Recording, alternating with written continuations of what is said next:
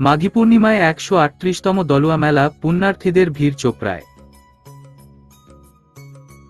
চোপড়া মাঘী পূর্ণিমা উপলক্ষে শনিবার জমে উঠল চোপড়া ব্লকের শতাব্দী প্রাচীন দলুয়া মেলা। এবার সপ্তাহ খানেক আগে থেকেই দূরদূরান্তের ব্যবসায়ীরা আসতে শুরু করেন। স্থানীয় ও প্রতিবেশী রাজ্য বিহার থেকে ব্যবসায়ীদের অনেকেই মেলা প্রাঙ্গণে দোকান পোশাক সাজিয়ে বসেছেন। উদ্যোক্তা সূত্রে জানা গিয়েছে, এবার মেলার ১৩৮তম বর্ষ। মেলায় এবারও কলকাতা, মায়াপুর, শিলিগুড়ি, জলপাইগুড়ি এলাকা থেকে ব্যবসায়ীরা এসেছেন। চোপড়ার ডোক নদীর উত্তর বাহিনীতে রয়েছে দলুয়া শিব মন্দির।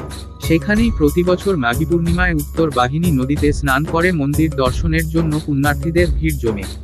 প্রতিবার স্থানীয় ও দূরদূরান্ত থেকে হাজার হাজার মানুষের সমাগম হয়। আর এখানেই প্রত্যেকবার মাঘী পূর্ণিমায় জমে ওঠে দলুয়া মেলা। মন্দির কমিটির অন্যতম সদস্য কমলেশ চন্দ্র সিংহ বলেন, ২৩শে ফেব্রুয়ারি রাতে পুজো হয়েছে। এদিন সাত সকাল থেকে পুণ্যার্থীরা নদীতে স্নান সেরে মন্দির দর্শনে ভিড় জমান। সকাল থেকেই মেলায় ভিড় বাড়তে শুরু করেছে।